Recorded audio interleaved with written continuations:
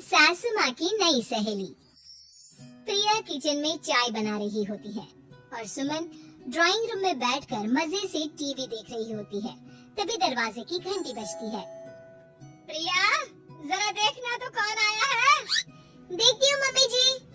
प्रिया दरवाजा खोलती है तो सामने पड़ोस वाली विमला आंटी खड़ी होती है। नमस्ते आंटी जी, कैसी हैं आप? मैं तो बिल्कुल ठीक हूँ बेटा, पर तेरी सास को क्या हुआ है? आजकल कहीं दिखती ही नहीं है। जब देखो तब टीवी के आगे जमी रहती है। अंदर तो आइए आंटी। अरे ओ दीपक की अम्मा, कहाँ हो?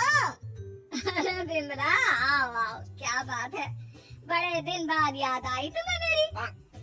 मैं तो हमेशा ही तुम्हें याद करती हूँ, पर तुम ही गायब रहती हो और आजकल तो बाहर भी नहीं आती जाती। तबीयत तो ठीक है ना तुम्हारी? अरे तबीयत को क्या होना है, इस उम्र में तो कुछ ना कुछ लगा ही रहता है। मेरी छोड़ो, तुम ये बताओ कि क्या चल रहा है गली मोहल्ले में। तुम गली मोहल्ले की छोड़ो, चल तो तुम्हारे पड़ोस में रहा है। तुम्हारी नई सहेली आई है। मेरी कौन सी नई सहेली? मैं तो यहाँ बस तुमसे बातचीत कर लेती हूँ या फिर बाजू वाली शर्मा की बहू से दो चार बातें कर लेती हूँ। इसीलिए तो कहा कि तेरी नई सहेली आई है। अब कोई पड़ोस में आया है तो बात तो होनी ही है। कम से कम इसी बहाने हमारा भी एक ग्रुप बन जाएगा। फिर सब मिलकर अपनी बहुओं की शिकायतें किया करेंगे। दोनों हंसने लगते हैं। तभी प्रिया चाय लेकर आती है और सामने टेबल पर रख देती है। दोनों चाय पीती हैं और बातें करते हैं। चलो मैं चलती हूँ, अब कल मिलते हैं। राम राम। अगले दिन प्रिया किचन में कुछ काम कर रही होती है और सुमन आराम से सोफे पर बैठकर मटर छिल रही होती है। तभी डोरबेल बजती है। प्रिया दरवाजा खोलती है तो सामने उनकी नई पड़ोसन खड़ी होती है। जी, आप कौन? मैंने पहचाना नहीं। नमस्ते बेटा, मैं शारदा, आपके बगल वाले घर में अभी 2-4 दिन पहले ही शिफ्ट हुए हैं। ओह अच्छा अच्छा अच्छा, नमस्ते आंटी, अंदर आइए ना आप। देखिए तो मम्मी जी, आज कौन आया है। इतना कहकर प्रिया किचन में चाय बनाने चली जाती है। नई पड़ोसन को घर पे देखकर सुमन थोड़ा हैरान हो जाती है। नमस्ते बहन जी, मैं शारदा, आपकी नई पड़ोसन। अच्छा अच्छा, आप हैं हमारी नई पड़ोसन। आइए आइए, और बताइए कैसी हैं आप? जी बिल्कुल ठीक हूँ। वो दरअसल घर पर छोटी सी पूजा रखवाई थी, बस उसी का प्रसाद देने चली आई। सोचा इसी बहाने नए पड़ोसियों से भी मुलाकात हो जाएगी। ये तो बहुत अच्छा सोचा आपने। सुमन प्रिया को आवाज लगाती है। अरे ओ बहू, जरा चाय पानी का तो आके पूछ लो। ये आजकल की बहुएं भी ना, जब तक बोलो नहीं तब तक कुछ नहीं करेंगी। आई मम्मी जी। प्रिया चाय लेकर आती है। दोनों बैठकर चाय पीती हैं और खूब सारी बातें करती हैं। अच्छा बहन जी, अब मैं चलती हूँ, फिर मिलते हैं। अब तो आना जाना लगा ही रहेगा। शारदा के जाने के बाद प्रिया किचन से बाहर आती है। क्या बात है मम्मी जी, आप दोनों को देखकर तो लगा ही नहीं कि पहली बार मिल रही हो। आप दोनों तो बिल्कुल बिछड़ी हुई सहेलियों की तरह बातें कर रही थी। अरे जब दो औरतें मिल जाती है ना, तो बातें अपने आप ही निकल आती है। अब तू अपने काम पर ध्यान दे, बातों पे नहीं। ऐसे ही कुछ दिन बीत जाते हैं। अब सुमन और शारदा अच्छी सहेलियां बन गई होती हैं। दोनों एक साथ मंदिर जाती, मार्केट जाती और कभी कभी तो विमला भी इनके साथ मिलकर खूब हंसी ठिठोली करती। एक शाम तीनों बैठकर सुमन के घर पर चाय पी रही होती है कि तभी बहुत तेज बारिश शुरू हो जाती है। सुमन जोर से प्रिया को आवाज लगाती है। प्रिया, ओ प्रिया, देख कितनी तेज बारिश हो रही है। जाके छत से सारे कपड़े ले आ, नहीं तो सब भीग जाएंगे। सुमन 2 बार आवाज लगाती है लेकिन प्रिया का कोई जवाब नहीं आता।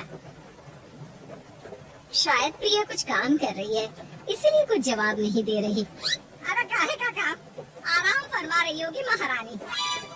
तभी प्रिया बीमार हालत में अपने कमरे से बाहर निकलती है। हाँ मम्मी जी, क्या हुआ? मेरी तबीयत थोड़ी ठीक नहीं है ना, इसलिए आग लग गई। अरे सारे कपड़े भीग गए और तुझे सोने से फुर्सत नहीं है।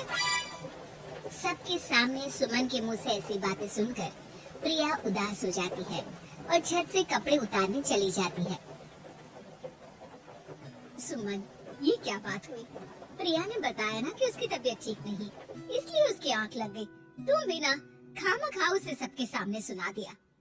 अरे आप नहीं जानती शारदा जी, कुछ बहुएं ना बहुत आलसी होती है, घर का एक काम नहीं करना चाहती। ऐसा नहीं है सुमन, तुम्हारी बहू तो बहुत प्यारी है, तुम्हारी सारी बात भी तो मानती है। हाँ सुमन, तुम प्रिया के बारे में ऐसा क्यों सोचती हो? मेरी भी दो बहुएं हैं, लेकिन मैं उन्हें अपनी बेटियों की तरह रखती हूँ। आखिर वो भी तो किसी की बेटियां ही है ना। और अगर तुम ऐसा ही व्यवहार करोगी तो एक दिन प्रिया भी तुम्हारे साथ ऐसा ही बर्ताव करेगी। शारदा और विमला की बातें सुनकर सुमन की तो बोलती बंद हो जाती है। वहीं प्रिया भी बाहर से सारी बातें सुन रही होती है। अरे मैं कोई उसकी दुश्मन थोड़ी ना हूँ, मैं भी उसकी माँ हूँ, लेकिन कभी कभी सास बनना पड़ता है, नहीं तो बहुएं हाथ से निकल जाती है। देखो सुमन, ये सब सोच का फर्क है। अगर तुम ये सोचोगी तो कभी प्रिया को अपनी बेटी नहीं बना पाओगी। इतना कहकर शारदा और विमला वहाँ से चली जाती हैं और सुमन अकेले बैठकर उनकी बातें सोचने लगती है। अगले दिन प्रिया और दीपक अपने कमरे में बैठकर बात कर रहे होते हैं और सुमन उनके कमरे के बाहर कुछ काम कर रही होती है और उन दोनों की बातें सुन लेती है।